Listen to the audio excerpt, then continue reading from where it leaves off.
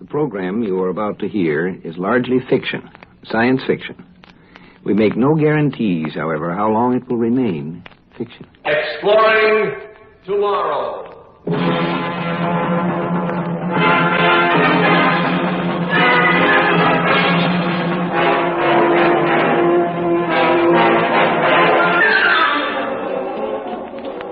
And now here is your guide to these adventures of the mind, John Campbell, Jr.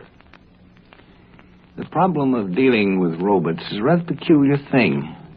You know, when you deal with another human being, you can say, well, you know what I mean. And he can say, yeah, I see what you mean. When you're dealing with a robot, though, you have a different situation. If you say, you know what I mean, the robot says, no, tell me.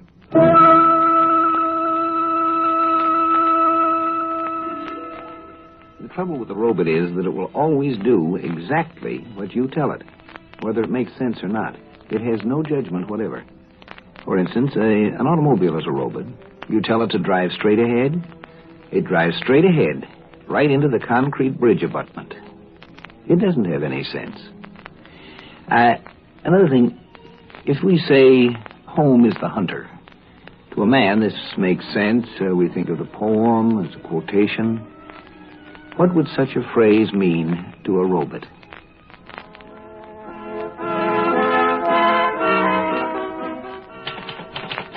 A report from James Martin, Special Agent with the Director of the United Nations Intelligence Service, February 19, 1993.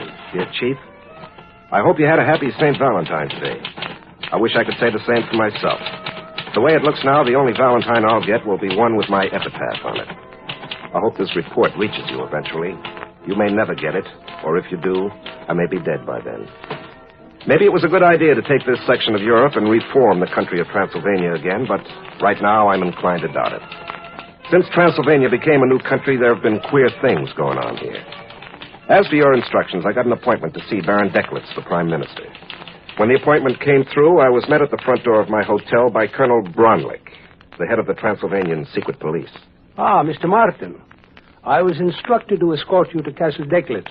You have an appointment with the Baron, I believe. Yes, that's right. And you are... I am Colonel Bronlick at your service, Mr. Martin. Come. This is our limousine here at the curb.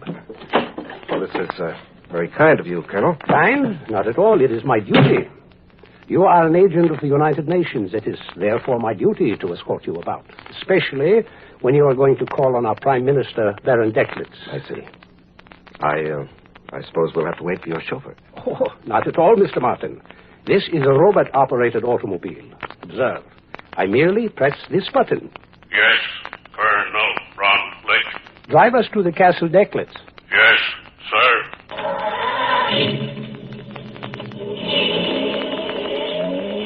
Well, Mr. Martin, do we not have all the modern conveniences here in Transylvania? Oh, yes, very modern. You'll have telephones next. We have robot-operated machines in my country, too, Colonel, but I must admit that none of them are capable of talking as this one does. You find that unusual? Well, yes. A robot brain capable of conversation would be too large to fit in this automobile. The brain is not in this car, Mr. Martin. This vehicle is guided by remote control. The actual brain of the robot is in an underground chamber beneath the Castle Declitz. Oh? Yes. The Baron's castle may look on the outside as though it were 1,000 years old, but the equipment within is quite modern. Well, I have to admit that it's pretty convenient to have robot-operated remote-controlled transportation. All of the Baron's transportation works this way. His cars, his aircraft, his boats, everything. Sounds as though Baron Declitz runs the whole country by remote control. With a robot like that around, it's a wonder he needs any human helpers. Mr. Martin, I will thank you not to criticize the government of Transylvania. Sorry, I didn't mean to offend. After all, I am supposed to be a diplomat. You might try harder, Mr. Martin. Why is the car slowing down, Colonel? Do you see the portcullis? That heavy steel grate that closes the entrance? That, too, is controlled by the robot brain. The Baron certainly seems to be well guarded. Very well guarded, indeed, Mr. Martin. It is difficult for anyone to get into Castle Declitz. It is even more difficult to get out.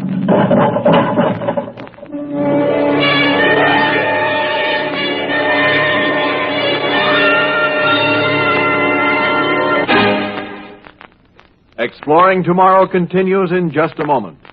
All of us as American citizens believe in our inherent liberties and freedoms, such as the freedom for educational, social, and economic opportunity. Our American system of education is the fertile soil which feeds the roots of democracy. By teaching us to think for ourselves, it has given us a deeper understanding of life around us and the ability to regulate our thoughts and opinions. But we must always be alert to the fact that with this freedom comes a responsibility, the responsibility of using our opportunities to their best advantage so that we benefit from them not only as individuals, but as a united nation. Accept that responsibility and ensure your freedom.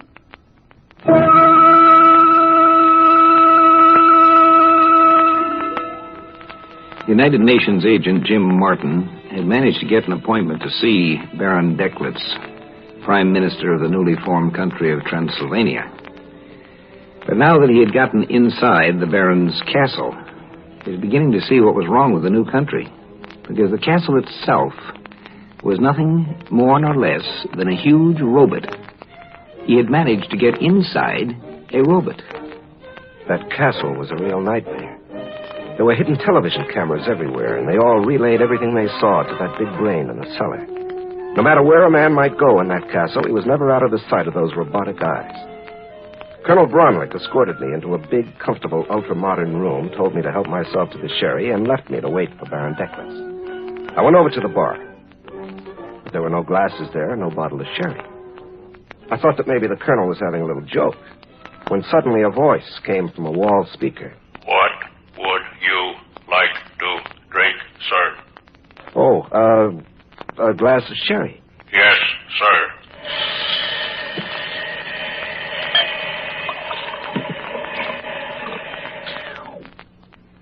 Your sherry, sir. A panel slid open in the wall, and a glass of sherry came out.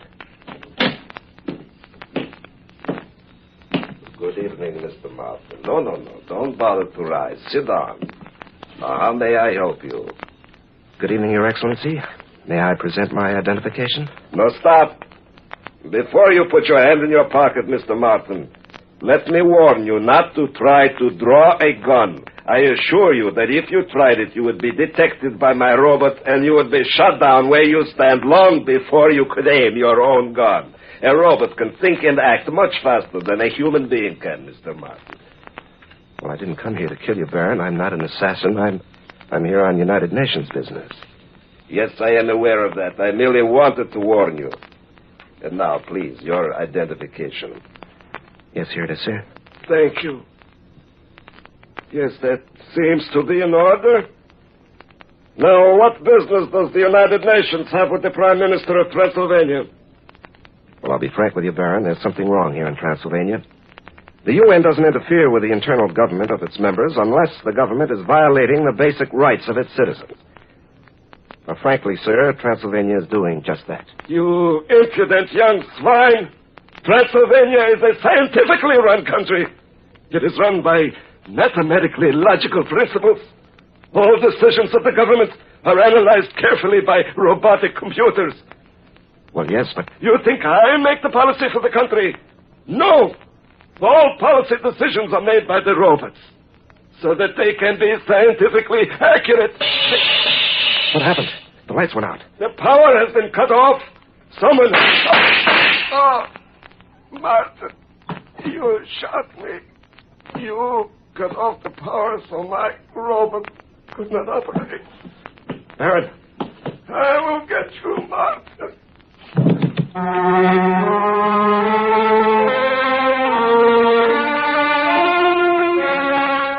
When the lights came on again a second or two later, the Baron was sprawled on the floor.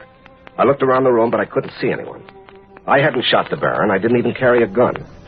Whoever had killed him made a clean getaway so far. I knew I had to get out of there, too. Just before the power went off, I'd been arguing with the Baron. When the robot came to, it would shoot me down with the hidden automatic guns in the walls. I had to get out of the Castle Declitz. When I got outside, I saw that the steel gate in the side wall of the castle was open. Nearby was the car that had brought us in. The keys were in the ignition. I got inside fast. I gunned the car toward the gate. Just as I came near, the gate began to close. And just as I went through the gate, it slammed shut. I breathed easier after that. At least I'd managed to get out of the castle decklets. But I'd forgotten one thing. When the car started to slow up, I pushed down harder on the accelerator. But it didn't help. Hey, what's going on? The car's turning around. I can't control it. It's taking me back to the castle.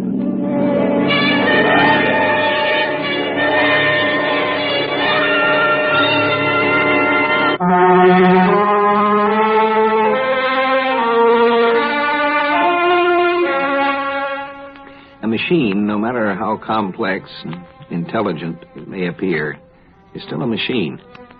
The trouble with a machine is that once it's set to do a particular job, it doesn't do any good to argue with it. The only way to stop it is to shut it off or wreck it. Jim Martin was in no position to do either. It was kind of like being in an automatic elevator with the controls stuck. It was going where it was going, and there wasn't anything you could do about it. I knew I'd have to get out of that car. It wasn't going very fast yet, so I decided to jump before it got up too much speed. I rolled across the road. It shook me up a little to jump out of a moving car, but I wasn't hurt. I got up, brushed off the dirt, and started down the road toward the city. It was about 5 miles away through the thick forest and about 6 miles by road. I decided to follow the road. I didn't want to get lost. I'd been walking about 10 minutes when I heard a noise. It was a helicopter coming from the direction of the castle. I got off the road fast and hid under a tree. It was dark, and even with the moon shining, it would have been hard for a human being to spot me from the air. The television eyes of that helicopter were sharper than human eyes. The robot saw me. You must come back to the castle, sir. Not me, Buster. The helicopter will land. You will get in. The moon lit up the helicopter pretty well. I could see the snouts of the mounted machine guns pointing at me, but I didn't care. I figured that going back to the castle would be certain death anyway. I jumped behind the tree and then dived under a nearby bush and started crawling. Where are you? You must come back. I just lay flat and kept quiet. And then I heard another sound on the road. There was a car coming. Robert, this is Colonel Bromley. I noticed the helicopter hovering, so I came immediately. Is the murderer Martin nearby? Yes, he is somewhere in the woods to your right. Excellent. I have a squad of men here. We will capture him. Yes, he must go back to the castle. All right, men. Spread out. Cover the whole area. He must be somewhere close by. Turn on the searchlight. I knew they'd spot me soon. There was a spotlight moving near me. I decided that my only chance was to run for it. If I stayed where I was, I'd die. Here goes. There he is! Stop him! Shoot him down! It was the craziest gun battle I'd ever seen. Before the soldiers could shoot me, the helicopter's weapons had gunned them down. And while it was doing that, Colonel Bromley had climbed back into his armored car and shot down the helicopter with the turret gun. And by the time the whole thing was over, I was well hidden in the underbrush. Pretty soon I heard the armored car drive away. But I just stayed where I was. It didn't make sense. Why had the robot's helicopter shot down the soldiers? Whose side was the robot on, anyway? I decided that since everything was quiet now, I'd better get moving. I wanted to get to the city by dawn. So I crawled out from my hiding place and headed for the road again. I didn't get far. Put up your hands, Mr. Martin. What? Colonel Bromley. I didn't see you behind that tree. I thought you'd driven off in the armored car. Oh, no. As soon as I shot down the helicopter, the robot brain took control of the car. I jumped out. I suppose you're going to shoot me like you shot the Baron? Of course. The robot is convinced that you killed the Baron. And so will the people of Transylvania be convinced. And I will proclaim myself the new Prime Minister. No wonder this country's in trouble. The Baron was a crackpot, and so are you. What? Well, looks like the robot has another helicopter to operate. Good. The robot can kill you and save me the trouble. Well, I don't think so. Have you figured out why the other helicopter shot down your men instead of shooting down me? An accident. The robot could not see well in the dark. Perhaps I should not have shot it down, but it was obviously faulty. Ah, you're not thinking straight tonight, Colonel. You must get in the helicopter, Mr. Martin. You must go back to the castle. Oh, well, I'm afraid I can't do that. If I move, the colonel will shoot me. That cannot be permitted.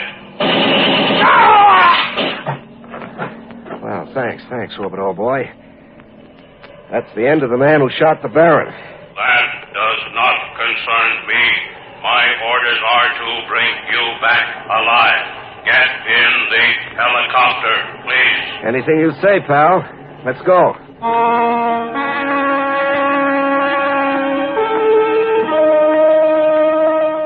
The helicopter took me back to the castle Decklitz. When it landed in the courtyard, the robot had more orders for me. Go into the main hall. The Baron wants you. I walked back to the room where the Baron had been shot. My hunch had been right. The Baron, stubborn old cuss, had refused to believe that he was dying. He wanted to teach me a lesson. So he'd given the robot orders to bring me back alive. Alive. So that meant that if anyone threatened my life, the robot would have to stop them. And it used its automatic machine guns to do it. It didn't matter to the robot that the Baron was dead. As long as the Baron's hand was on that control button, the robot had to obey its orders. It had hunted me down and brought me back. I walked over to the control panel and talked into the microphone. Robot, you will obey my orders now. Yes, sir. Very well. As soon as I leave here, you will cease operation. You will turn yourself off. You will never operate again. Do you understand? Yes, sir. All right. Now I'm going to go out and take one of the Baron's cars. He won't need it.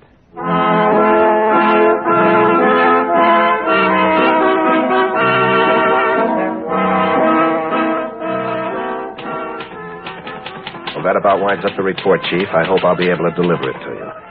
I'm in my hotel room right now, but there's rioting in the streets outside. Transylvania has been turned upside down. Nobody knows who killed their Prime Minister, Baron Decklitz, nor do they know who machine-gunned Colonel Bromley. But the worst trouble is with the robot. You see, the Baron had the idea he could run the whole country with a robot. It was supposed to be a scientific form of government. That robot ran almost everything in the whole area. It controlled the power plants, the telephones, transportation, even the garbage disposal. And ever since it shut itself off, nothing has worked in the whole country. As a result, Transylvania has no government and no organization. The idea of running a government by machine was a failure.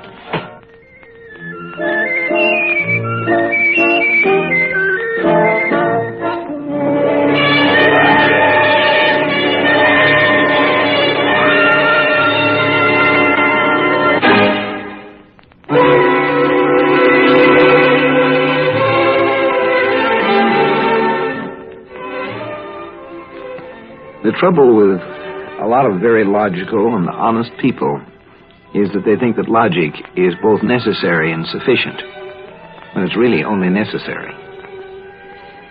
The idea of a machine government was a failure. It always will be. Now, the trouble with the Baron was that he forgot one basic thing. It's sane for men to run machines, but it's insane for a machine to run men. Machines can handle truth and do a perfect job of it, but they cannot handle judgment. They have none.